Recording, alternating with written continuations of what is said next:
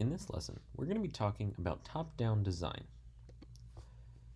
So in Python, we can write our own functions to do primarily three different things.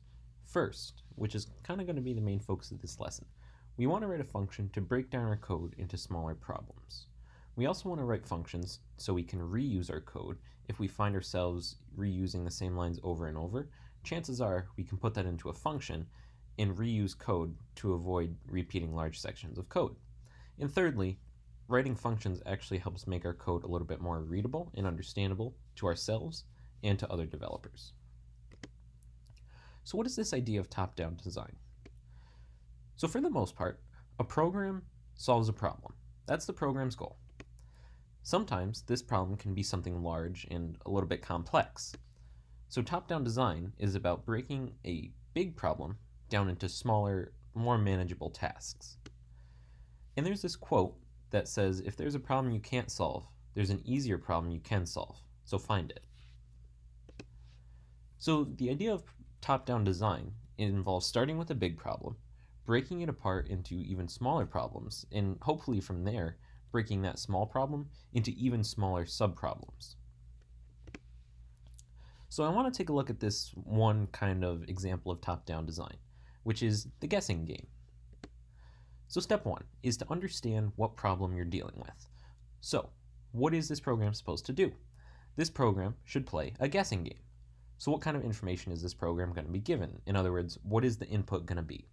The input is going to be a set of guesses that the user enters one at a time until they've guessed the randomly generated number. So what is the result? Or what is the output? So the output is either the hint. After each wrong guess, they're telling the player if their guess is too high or too low. And then lastly, what formulas or techniques will be needed. So most of the operation of the game is straightforward. We compare the player's guess with the stored random number that the program generated to see if it's above, below, or equal to the randomly generated number. So step two is to actually kind of do the work out by hand. We're going to pick a random number between 1 and 100 and say that we generate the number 49. We're then going to prompt the player to enter a guess. If they enter 12 as their first guess, we're going to let them know that 12 is less than 49, so their guess is too low. We then prompt them for another guess. Say they enter 35. This is going to be their second guess. 35 is still less than 49, so we hint their guess is too low again. We continue to prompt them. Say they enter 99. This is obviously bigger than 49, so we're going to let them know it's too high. So we're going to continue like this until 1, they either run out of guesses, or 2, they guess the number correctly. And in that case, we're going to inform them that they won.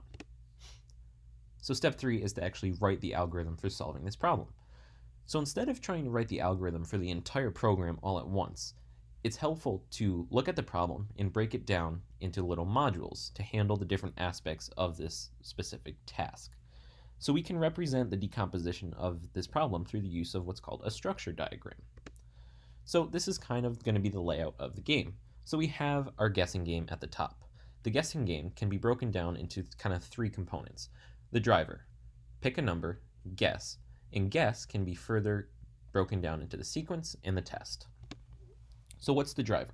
The driver is the module that's going to be responsible for actually overseeing the entire program. In other words, it's going to be responsible for invoking all of the other modules where appropriate. So this is basically the module that will allow the user to play the game repeatedly. And the kind of pseudocode for this, in other words, English-like sentences that resemble code, would look something as follows. So first we're going to initialize the program and any program variables. And then we're going to enter a sort of loop. So while the player wants to continue playing, we're going to pick a number randomly generated between 1 and 100. We're going to introduce the game to our user. We're going to let them know what the goal is. We're going to have them play the game. We're going to ask them if they want to continue playing. And if they say yes, it's going to begin this loop all over again. If they say no, we're going to jump down to that third step and say goodbye. So the next step is to actually pick a number. So this module in our algorithm is going to pick a number between 1 and 100 that the user is going to try to guess. So step 1 is to pick a number. Make sure it's between 1 and 100. If it is, return it so we can use it later on. If it isn't, we're going to generate another number that is between 1 and 100. So the next component is going to be the guess. And this part of the algorithm can be broken down into two more parts, the sequence and the test. So the sequence is going to be responsible for sequencing the steps of the game for one round of the game. And the test is going to be the component that is responsible for testing the user's guess and giving the appropriate feedback. So the sequence would look something like this. So given a randomly generated number, initialize however many guesses the user has, let's just say 6. So while there are at least 6 guesses remaining, or while there are guesses remaining, we're just going to ask the user to enter a guess. If the guess is correct, we're going to say you won.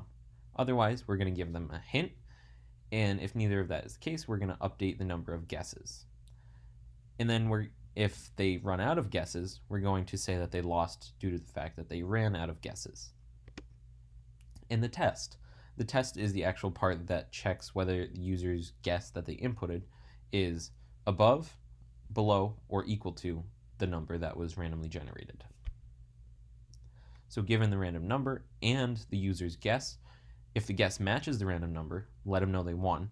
If the guess is too low from the randomly generated number, we're going to say too low, obviously, and same thing if it's too high. We'll let them know it's too high.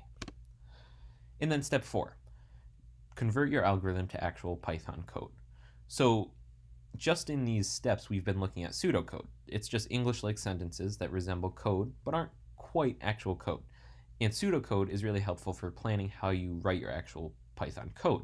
Due to the fact that it resembles code, it's easy to convert it to actual code.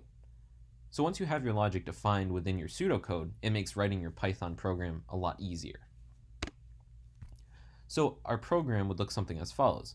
So we'd want to do what's called import a library, and we'll talk about this later on in the course, but we'll import our random library. And then we have these 3 functions, pick, run, and test. So pick obviously picks a number between 1 and 100. The run is kind of our driver, so to speak.